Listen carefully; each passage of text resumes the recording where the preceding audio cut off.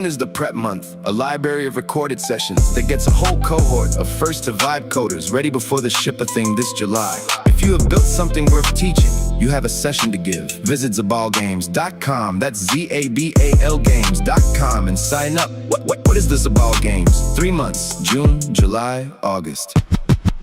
June is prep with ZABAL teachers, vibe coding instructors run recorded sessions on tools, context, and the ecosystem. July is the open build-a-thon. Anyone with the vibe coding harness ships a build for the ZABAL ecosystem publicly. August is the finals, a cohort curated from July. Each builder paired with a ZABAL mentor for the main event, winner reveal. GM. Shout out to I-Man, killing it with the intros, loving it. How we feeling today, B? Doing amazing, family, doing amazing. Good to see you. Good to be here. Good to sit down. I appreciate you with the invite, man. How's everything your way? What's going on? It's going amazing on my end. This is day 2 of our ZABAL Games. We had 2 awesome guests on yesterday talking builder stuff. Today we have you on, first creator, talking creator stuff. I'm actually really excited because I think you could be one of the few individuals that hit the trio of workshops and it hit the ABCs of the ZAO. The artist, the builder, and the creator track, because I think you have something to share in each of those. So I'm excited to talk creator today. We've been live streaming together a lot here and there throughout the last year plus. We met in the community of the individual that has continued and pushed us to come here over to Twitch, Jaden Violet from the UVR. So shout out to him. I would love to know, or for the audience that doesn't know you, for you to share a little bit, about yourself, about OhnahjiB, why your name is OhnahjiB, and what everyone can expect from you here today.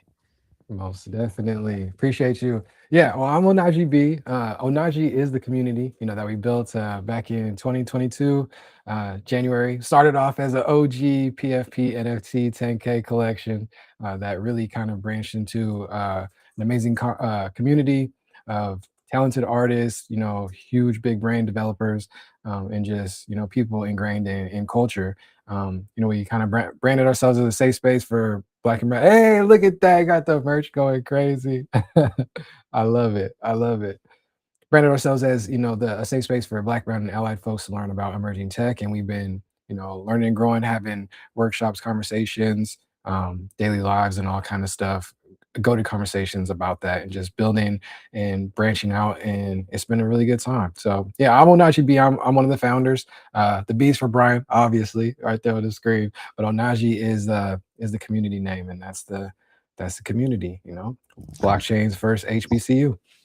Hell yeah! And through that process, coming in 2021, seeing the NFT craze, pushing, creating a ultimate NFT project in there that you didn't see something that represented that thing, so you wanted to create it. And I think that's super powerful, is the idea here that this space is in blockchain or emerging tech is so vast and open, where you can take your own lane and really go with it and find that niche that hasn't been carved out yet. Where in a lot of traditional software or entrepreneurship, a lot of the niches that you think are very niche, where you barely will even get enough customers to survive, isn't actually it is still oversupplied, right? So I think there's so many cool things about that space, but then there's also so many problems. It comes with a lot of different cons and problems and perception challenges that it faces. So one of the interesting things of the meld between streaming and blockchain that I've seen, and that's been interesting for me, has been seeing the fact that there is a lot of overlap in the customer, or the type of person you want to target for your audience in streaming, specifically on Twitch. Then there is and there's a lot of that overlap that I think that can be really a lot of the individuals over there would be willing to buy a crypto coin but aren't educated enough on it, versus a lot of people on a lot of other social media platforms aren't even willing to put their money on the internet like that in the hope in like for any reason whatsoever, because they don't understand. Right. And I'd love for you to Yeah. chat about like what you've seen from like the transit. I mean, we could even talk about our podcast that started on Twitter Spaces and we evolved it over to live streaming, but then also a lot of your media and brand when you went from the just audio side to the audio video, and what the transition was like for anyone that's over there on Spaces just doing the audio, and then B, like what is different, why is it so powerful? Definitely. Most definitely. I believe what's the ideal consumer? Shout out to Von in the chat. It's good to see you, family. I think for me, and you hit the nail on the head, it's like there was a shift for me when I was building, Onaji, and we were talking about emerging tech and trying to be on the cutting edge of everything, right? But there is a beauty to not abandoning the current tech that's already out there, the current things, the current infrastructure that already kind of works. And we've seen that. You mentioned our conversations that started off as just regular audio space calls, right? No cameras on. Then we branched off and we brought the podcast. Let's talk about Web3. Change that over to let's talk about ETH. Turn the cams on and got into the live streaming era. I think it is kind of, for me, part of the reason that we got into streaming was, like you mentioned, JV, but also a lot of those Web3 platforms that we were dabbling on, community that we were building was trying to build some Web3 infrastructure, kind of putting, NFTs to live streaming, the tech, the marketplaces to live streaming, and all kind of eventually are not here any longer. I mean, I feel like there's a beauty in embracing what already works, and I'm on day 288 out of 365 of this daily stream journey, and it's been an interesting shift, but it's been a really good time. I think I was having a conversation earlier, and I was talking to one of my friends, and humans are trying to find, especially in this tech, especially in AI. AI has its beautiful uses and things, but for the most part, humans are longing for, even if they don't say it, they're longing for human to human interaction, human to human connection. Like they see it dwindling on socials, they see it dwindling IRL. When people go out, they're not talking to anybody. It's like social skills. So I think in the digital sense, live streaming makes the most sense. Like you can instantly, for the most part, prove there's a human in front of you, there's a human connection, and people are live in the chat. You can tell that they're humans because not a whole lot of chat bots that are in the chats, the live chats. But yeah, so I think it's beautiful. I think it's important to not forget the tech that works when we're hunting all what's the new biggest and best thing for sure. Yeah, I like that a lot. I think a lot of people jump into blockchain and then take it full bore and are like, okay, well, I'm gonna like do everything on chain for no reason at all, right? And it can be powerful to bring things on chain, especially things that like can be better on chain. Right.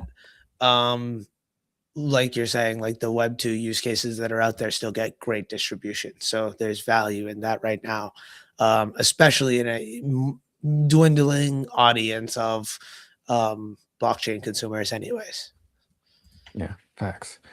Huge facts. Okay, so one of the questions that I want to talk to you about is what are the lessons learned, like practical lessons? If someone, you just said 280 something days, I didn't really hear exactly what number in 80, which is nuts. I mean, we know you're going to get to 365, which is awesome, and it's great to watch and see that.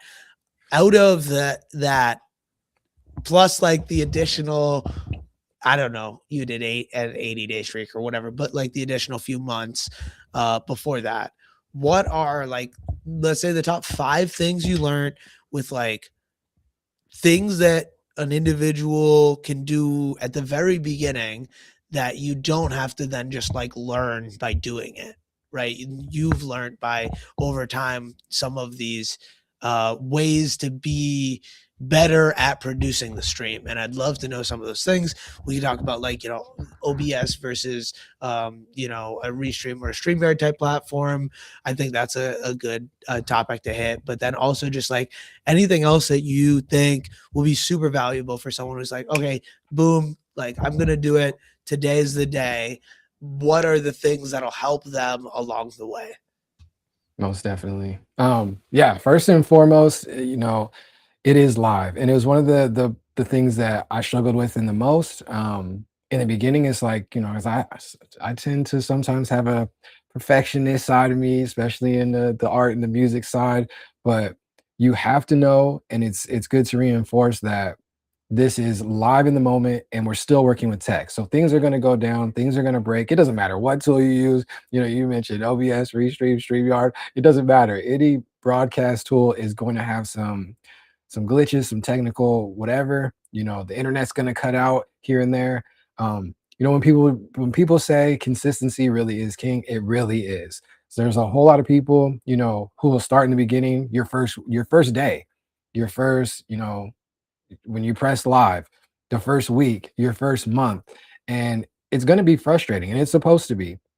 It's really not easy, and I think everybody has to realize that, there is grace in learning it, and you will get better with it. Like it's inevitable. This is one of those spaces, one of those, those mediums, those tech, whatever, anything that you will get better over time, regardless. Like if nobody shows up, you will get better. Just learning the tools, being able to multitask around what you're doing live. So you have to keep going. So when people say, especially in content and in live streaming, you got to keep going. The daily grind works. 365 journey does work because it forces people to do it every day and to get better and not give up. It's really easy to kind of give up in the first week, first month. It is frustrating, but everybody goes through it. But a lot of streamers, a lot of content creators, they're not talking about those early days. They're not talking about how nobody really understands what they're doing. Even if you're told, you have to go through it. And it's one of those mediums that's that. So yeah. Boom.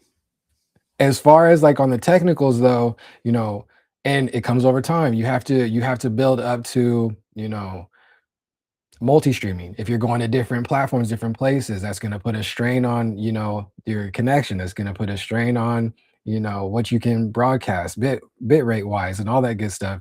Um, that puts a strain on what different tools you can use, what other tabs you can have, of what you can actually show while you're streaming. So, but all of that, it comes with like time, just doing it. You have to try it, you have to do it, and you have to learn it for yourself. Like, no, well, there are probably a few individuals who are blessed with the whole production team and all that good stuff from day one. But for most of the time, like a lot of people are doing it themselves. They have to do some stuff on the fly. And, you know, everybody's used to that. The chats are used to that. The people watching live streams are used to that. So, don't think too much on that and just keep going, keep learning and keep growing in it. Boom. I love it. One of the things that we haven't done yet and we should do, and it's a great reason that we didn't do it until we went live, is go live together on Twitch. So I'm going to share my screen and show what it looks like. Do you want to send an invite? You know what is funny about that? What? I am on a different computer and I'm not on Chrome, and I almost sent the invite Um, earlier, and I knew you were gonna ask that. oh man. I knew you were gonna ask that, but we Well, could we could figure it out live on the fly here, while we're let me while we're try and going. not out. It says you Let's see. cannot Hold join a on. call on your own stream. That's too Interesting. funny. Oh wait, no, that's because it's mine. I need to go to yours.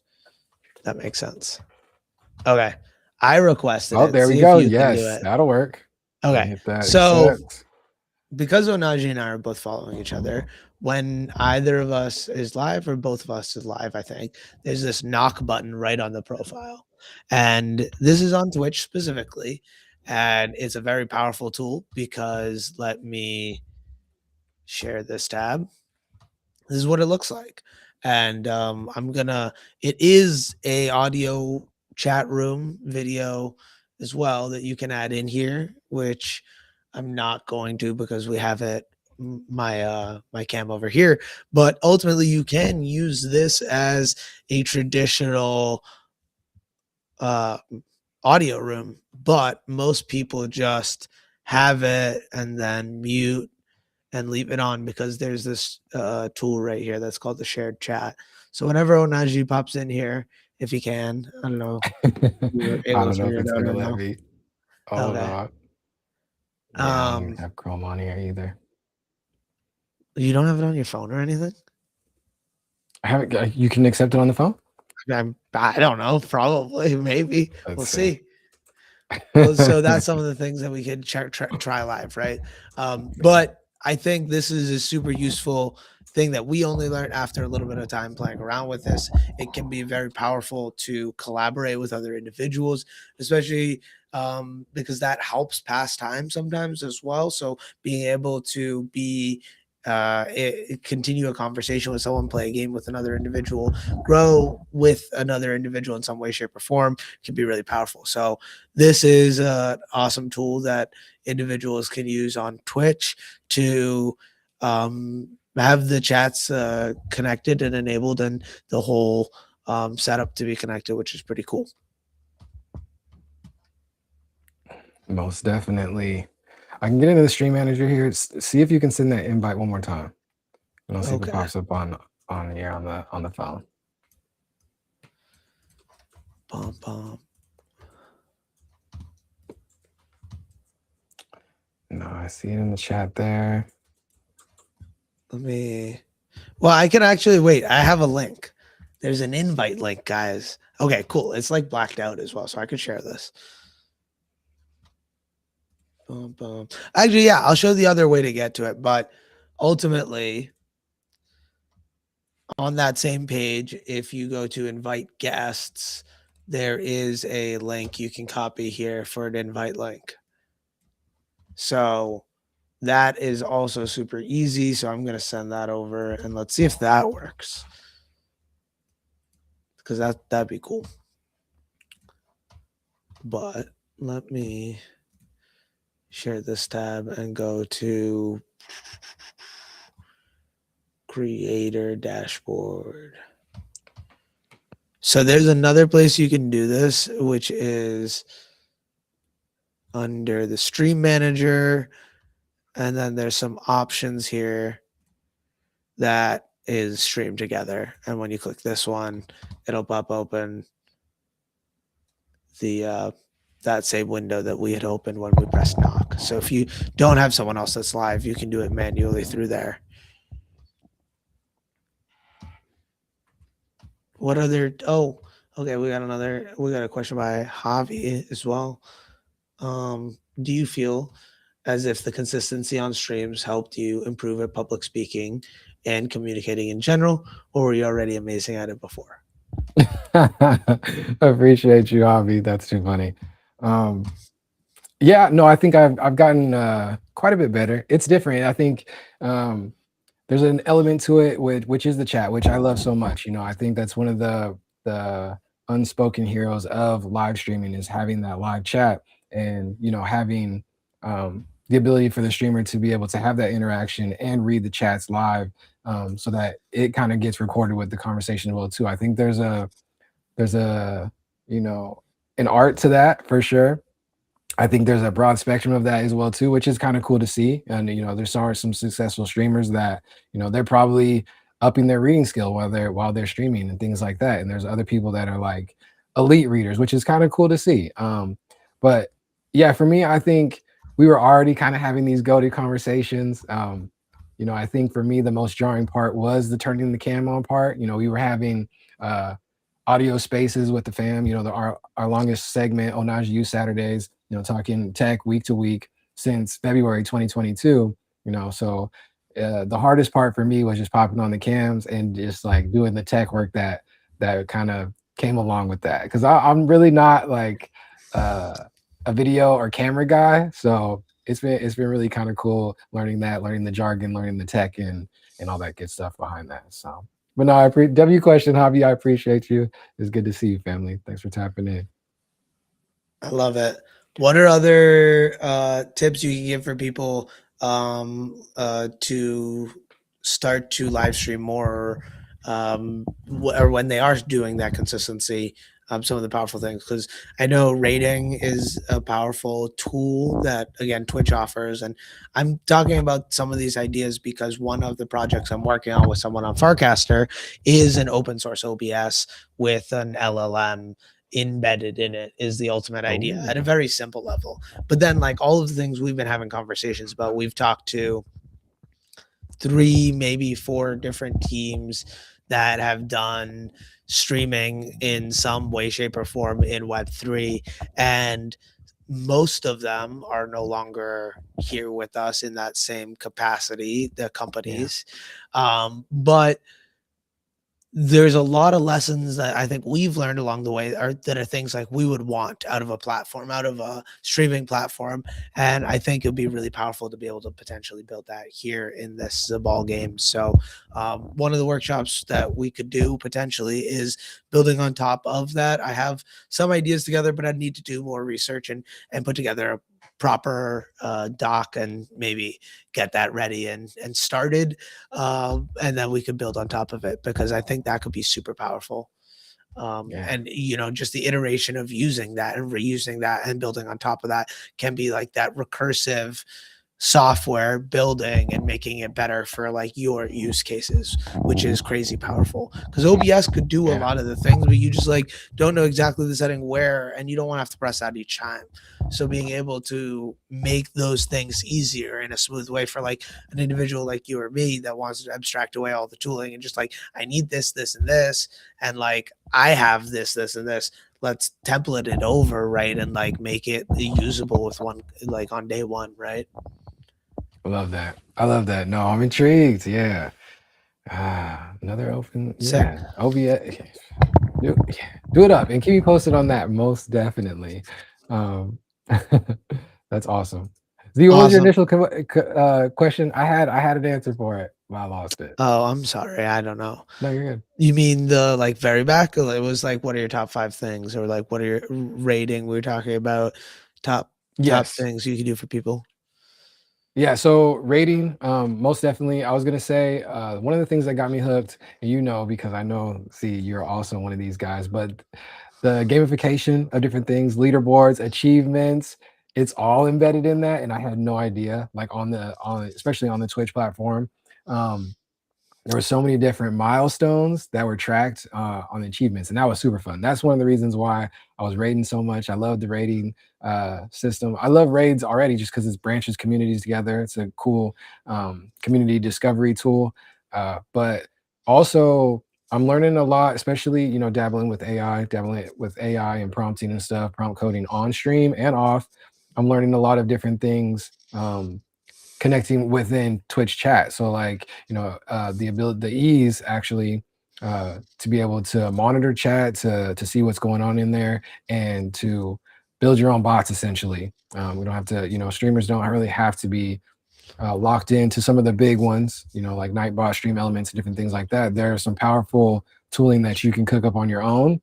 Kind of similar to how you're saying, like, there's ways to cook up some of your own tooling, alternatives to OBS and things. So, Yeah, yeah, why don't we even talk about that real quick? API keys and environment variables, right? That's something that I think is something that is a lot more on the builder track side of things. But if you want to understand and learn a little bit about this space, on that side of building for yourself, it's powerful to understand these like very basic principles. And API keys are secrets that you can get that are authenticated to your account, that is a string of letters and numbers that you put into your code to give like the rights that your account is giving under that API key to the code that you want to build that does that thing. Twitch has a function, Discord, like Telegram, many platforms have the functionality for building your own thing in with an API key. When you're using code, when you're writing code normally, you will be writing these secrets in environment variable files. So the environment variable files, ENV for short, are going to be things that you do not publish to the internet. These are things you keep locally to your computer, because if they go on the internet, someone else can use them and gain access to your code in a way that you don't want. Do you think that explained it well? Yeah, most definitely. Most Do you have definitely. anything? Do you have anything to add on that? I think there's a lot of Yeah. things we could touch on. We continue on. We're at about 25 minutes, so I do want to try and keep it under 30. We could do another creator one, because I think it'd be great to bring in a couple more creators and have people share a little bit. But Yeah. do you want to share a couple like last words of wisdom? Most definitely. I think that's probably the scariest piece for me, just being like in control of like a Web3 community with, a PFP and all that good stuff. I'm very wary of like what I show on screen and what, especially in the streaming side. You mentioned environment variables, API keys, different things like that. Just be super cognizant around um what you're screen sharing. I know a lot of streamers out there, they just share everything, like, desktop and going through sites and stuff. But if you have it's best practice to keep, your secret, especially if you're doing development work and streaming. Just make sure that, double check what you're sharing, uh, just so that something drastic doesn't happen because we're moving too fast. And that's the same ethos around Web3 and wallets and stuff. But yeah, because we are live streaming and bad things can happen. We've seen those stories too, where That's true. they're on stream and they click over to a desktop, they click into a notepad or something like that, and 5 seconds, that's it. Because people can also, they can go clip it, they can freeze it, they can pause it, rewind Yeah. right in the moment. So just be careful. Awesome. Great advice. I think it's great to come from the Web3 space, because you're usually supposed to be on high alert at all times. So I think Right. that's very powerful, because a lot of people on Twitch do not use those same security practices that we've like been kind of like ingrained in us, because of a hack here or there in some way, shape, form, or seeing a friend be hacked here or there. But that, be safe. That's a great way to put it. And one of the things that I want to cap this off with, that I think you said at the very beginning, and you always continue to say, that always struck me really well, is if there's any doubt in your mind, just take a step back and go slower. Like, Yeah. that is always going to be better. Like, there's 9 times out of 10, there 9 times out of 10, there isn't gonna be a better thing happening because you rushed.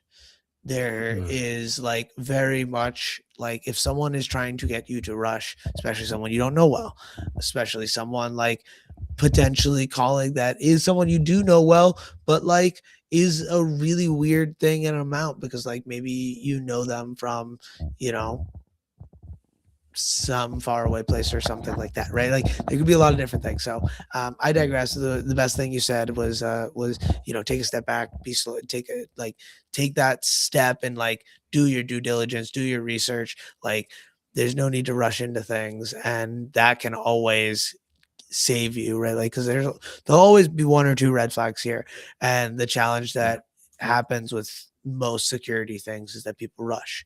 So we'll leave it at Very that. true. I'll Very slow true. down. Awesome. Well, thanks everyone for popping in. Cheers. Have a great rest of your guys'